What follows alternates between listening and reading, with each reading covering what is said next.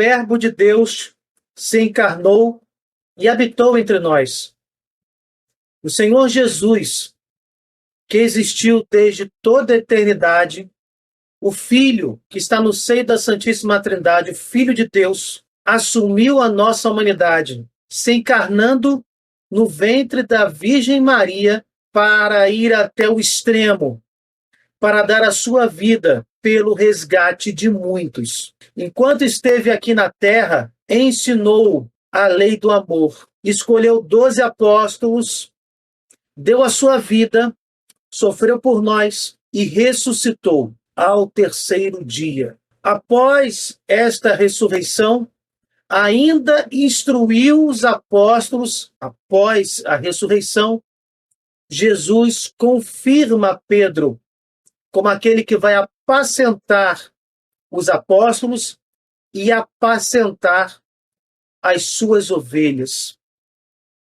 Lá em Lucas 24, Jesus, após toda esta missão, nos revela: eu vos mandarei o prometido de meu Pai. Entretanto, permanecei na cidade, até que sejais revestidos da força do alto. Depois os levou para Betânia e, levantando as mãos, os abençoou. Enquanto os abençoava, separou-se deles e foi arrebatado ao céu. Depois de o terem adorado, voltaram para Jerusalém com grande júbilo e permaneciam no templo, louvando e bendizendo a Deus. O Senhor Jesus, Deus feito homem, vemos aqui mais uma vez, diante de outras passagens bíblicas que confirmam a divindade de Jesus, temos o evangelista Lucas, inspirado pelo Espírito Santo, relatando que os apóstolos adoraram Jesus Cristo, reconheceram em Jesus a divindade. Mas vemos aqui também, no versículo 49, que Jesus promete para os apóstolos o defensor, o Espírito Santo, aquele que vai conduzi-los para a continuação da missão de Jesus Cristo, levar a boa nova a todas as nações, levando também os sacramentos, aqueles que são sinais sensíveis da graça de Deus, banhados no sangue do Cordeiro, e que vai, inclusive, eficazmente traduzir concretamente a ação santificadora do Espírito Santo, que é, obviamente, o Consolador e o Santificador. Mas vemos aqui que Jesus é arrebatado ao céu. Ocorre aqui a ascensão de Cristo. E podemos nos perguntar, por que Jesus Cristo, mestre da vida, precisou voltar para o Pai? Por que Jesus Cristo não ficou aqui com seus apóstolos? Por que Jesus não ficou aqui cuidando da sua igreja? Primeiro ponto, Jesus Cristo é Deus. Jesus estava ressuscitado. Demonstrava claramente a sua divindade. Com isso, todo e qualquer ser humano que se apresentasse a Jesus teria como que sua vontade viciada. Não haveria propriamente o desafio da fé. E isso não fazia parte do projeto de Deus, que é amor. Ao contemplar o Deus encarnado, glorificado, esta vontade não seria completamente livre. Da mesma forma que o filho pródigo saiu da casa do pai, gastou toda a sua parte da herança, e quando viu que não tinha mais nada, lembrou-se da casa paterna e se arrependeu, quis voltar para a casa do seu pai. Contudo, meus irmãos, o retorno para a casa do pai não foi automático. Era necessário que este retorno fosse feito ainda dentro das dificuldades que este mesmo filho trouxe para si, pegando a sua herança com o pai ainda, a sua parte da herança com o pai ainda vivo e saindo da casa paterna. O caminho de retorno do filho pródigo para a casa do pai, novamente, não foi automático.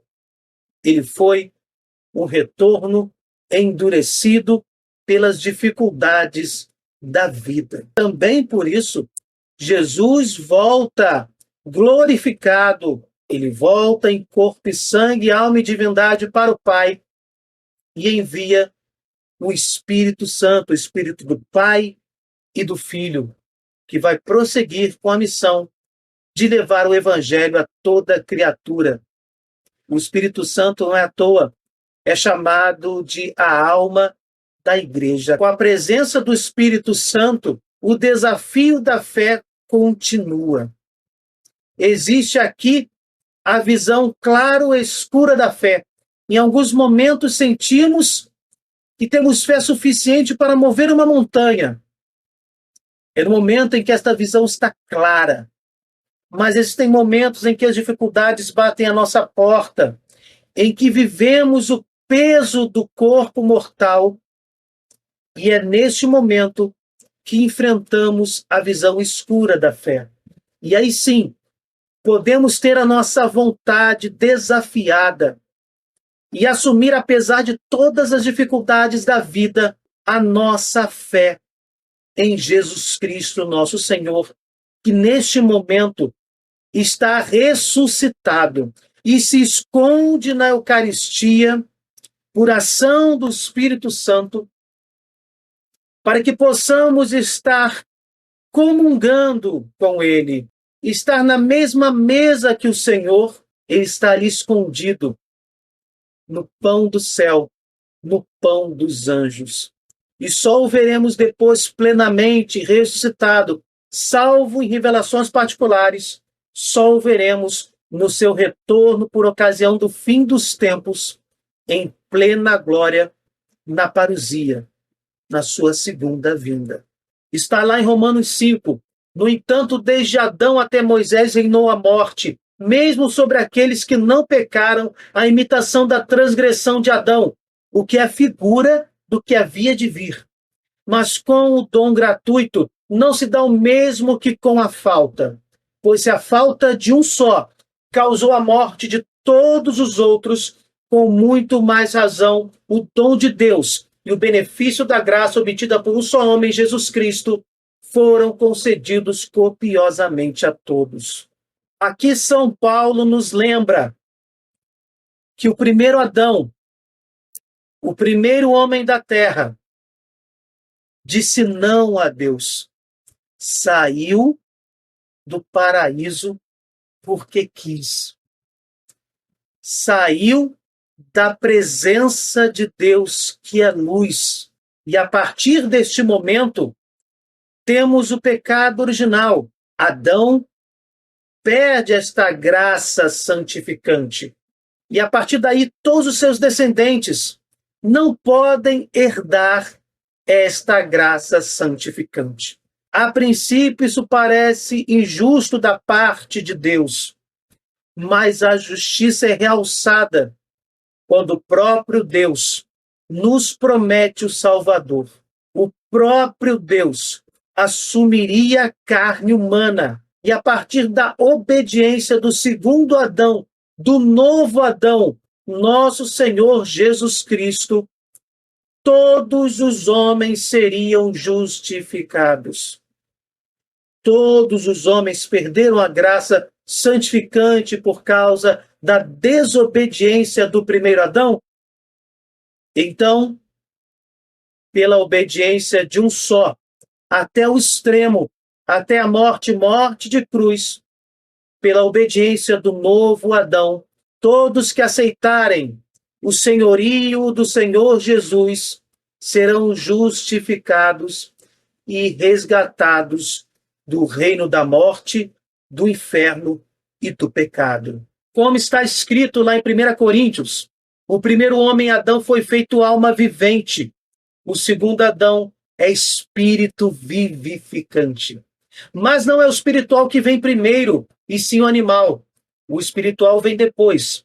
O primeiro homem, tirado da terra, é terreno. O segundo veio do céu. Qual homem terreno? tais os homens terrenos, e qual homem celestial, tais os homens celestiais. Assim como reproduzimos em nós as feições do homem terreno, precisamos reproduzir as feições do homem celestial. O que afirmo, irmãos, é que nem a carne, nem o sangue podem participar do reino de Deus e que a corrupção não participará da incorruptibilidade. Precisamos tomar as feições do homem celestial. Precisamos rejeitar o homem mortal, o homem da corrupção, o primeiro Adão, e imitar, tomar as feições do homem celestial, o novo Adão, nosso Senhor Jesus Cristo.